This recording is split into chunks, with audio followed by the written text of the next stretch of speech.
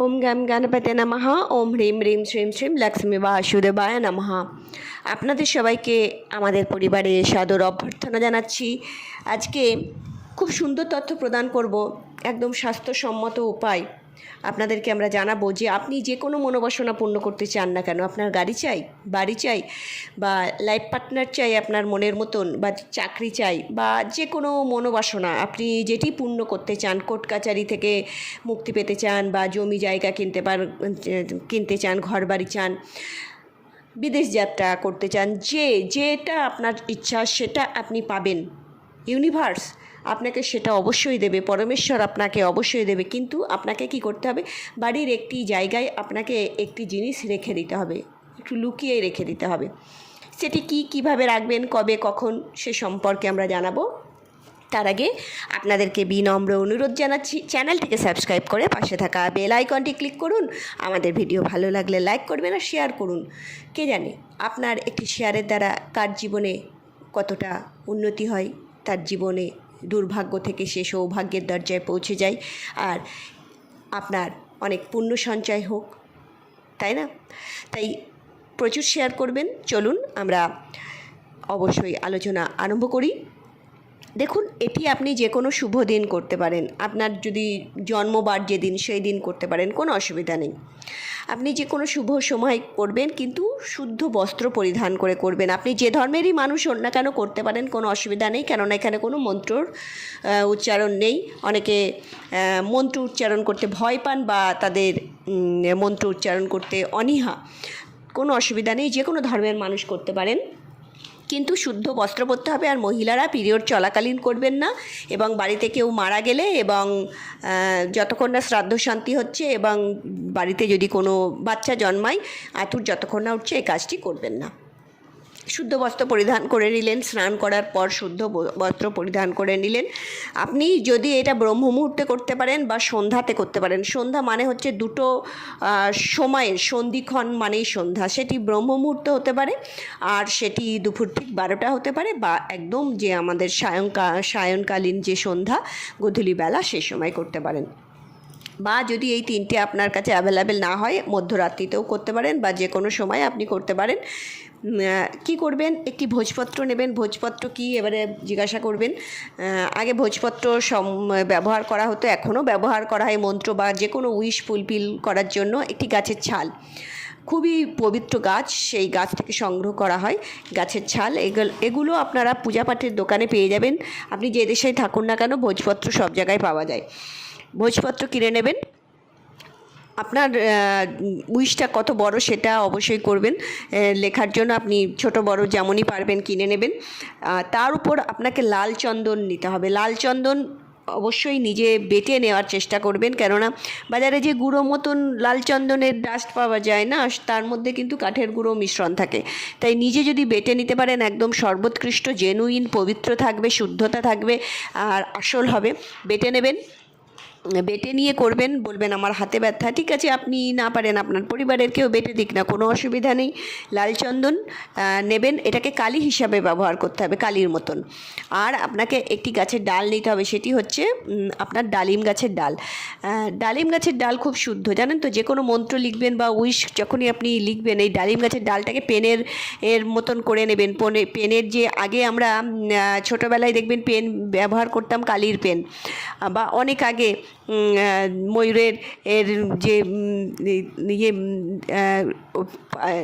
পাখা, সেই ডাঁটিটাকে পেনের মতন, নিপের মতন, কালি পেন আমরা বলতাম, সেই তার মতন করে নিয়ে, সূক্ষ্ম করে নিয়ে, লাল চন্দন দিয়ে ডুবিয়ে আপনার উইশটা লিখবেন।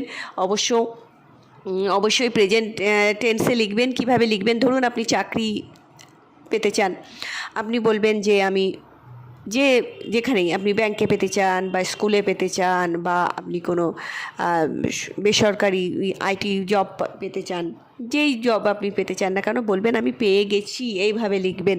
ঠিক আছে, পাবো এরকম লিখবেন না, ভবিষ্যতে এর টেন্সে লিখবেন না, ফিউচার টেন্সে লিখবেন না, প্রেজেন্ট টেন্সে পেয়ে গেছি, এটা এরমভাবে লিখবেন। আমার বিয়ে হয়ে গেছে, আমার সন্তান হয়ে গেছে, আমি সুখে শান্তিতে সংসার করছি, আমি যাকে ভালোবাসি তার সাথে আমার বিয়ে হয়ে গেছে, বা বিয়ে হয়েছে, বা আমি আপনি যদি বিদেশে যেতে চান, পড়াশোনা করতে চান, বিদেশে গিয়ে বা সেটেল হতে চান, সেটা আপনি সেভাবে লিখবেন, বা আপনি কোটিপতি হতে চান সেভাবে লিখবেন। লিখলেন, দিয়ে একটুখানি শুকাবেন।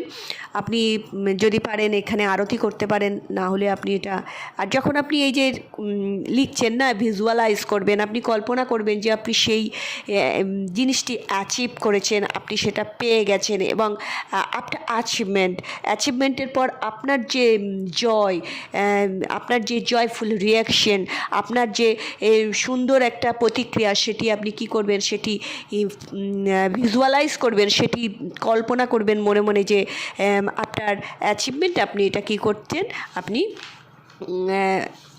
after achieving your purpose you will feel a joyful moment, enjoying a joyful moment আপনি এটাকে রিয়ালাইজ করতে চেষ্টা করবেন, এবং আপনি এটাকে কল্পনা করার চেষ্টা করবেন, ইমাজিন করার চেষ্টা করবেন।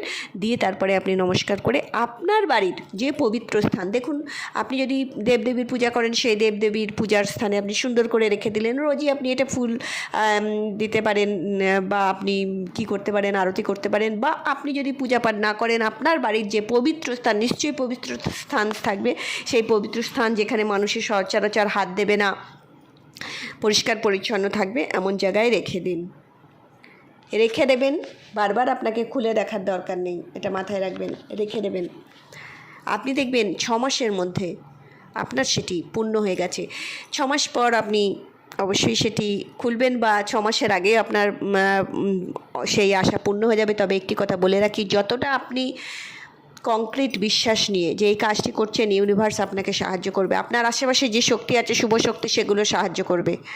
আপনি জয়ী হবেন, আপনার মনোবাসনা পূর্ণ হবে, আপনার স্বপ্ন সার্থক হবে, আপনি 100% আপনার যে লক্ষ্য সেখানে পৌঁছাতে পারবেন। যতটা আপনি করতে পারবেন এই কংক্রিট একটা মনোবাসনা নিয়ে, আপনি সফলতা লাভ করবেন। আরেকটি কথা বলে রাখি, দেখুন যখন আপনি শক্তিকে আকর্ষণ করতে চাইছেন, আপনার কাজটা করুক কোনো শক্তি, আপনার যে আভ্যন্তরীণ শক্তি আছে, সেই শক্তির সাথে বাহ্যিক আমাদের যে ইউনিভার্সাল যে পাওয়ার আছে সেটা মিলিত হোক, এবং আপনার যে উইশ সেটা ফুলফিল হোক যদি আপনি চান। তাহলে একটি কথা বলে রাখি, 100% আপনি সফল তখনই হবেন যখন আপনি আপনার নিজের শক্তিকে জাগ্রত করতে পারবেন। আর আপনার নিজের শক্তিকে আপনি কখন জাগ্রত করতে পারবেন? যখন আপনি ছল কপট করবেন না, যখন আপনি মিথ্যা ভাষণ করবেন না, পরনিন্দা পরচর্চা করবেন না, যখন অপরের ক্ষতি করার চেষ্টা করবেন না, যখন আপনি সাত্ত্বিক ভোজন গ্রহণ করবেন।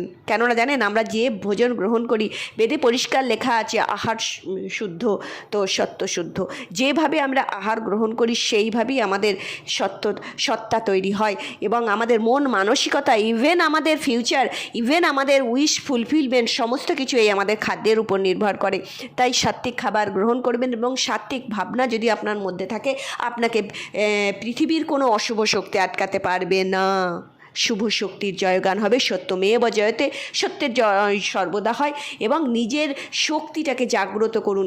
যত আপনি পিওরিটি নিজের মধ্যে আনবেন, ততই দেখবেন আপনার জীবন সুন্দর হয়ে উঠবে। হতে বাধ্য, ইউনিভার্স আপনাকে সাহায্য করবেই, কিন্তু আপনার শক্তিটাকে জাগ্রত করতে হবে। আপনার মধ্যে গ্রহণ করার ক্ষমতা নেই, আপনাকে যদি চাপিয়ে দেওয়া হয় অনেক কিছু, আপনি পারবেন সেটি নিতে? না।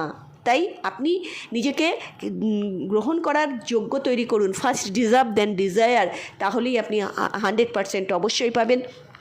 তত্ত্বকথা মনে হতে পারে অনেক বড় বড় ভাষণ দিচ্ছি, কিন্তু এটাই বাস্তব, এটাই কিন্তু সত্য। নিজেকে তৈরি করুন, ইউনিভার্স আপনাকে ঢেলে দেবার জন্য তৈরি হয়ে আছেন, থরে থরে সাজিয়ে রেখেছেন, শুধু আপনি সেটি গ্রহণ করার অপেক্ষা নিয়ে আপনি নিজেকে তৈরি করুন, অবশ্যই পাবেন। আপনাদের জীবনের সমস্ত বাসনা পূর্ণ হোক, ইউনিভার্সের কাছে এই কামনা করছি। ভালো থাকবেন। হরি ওম।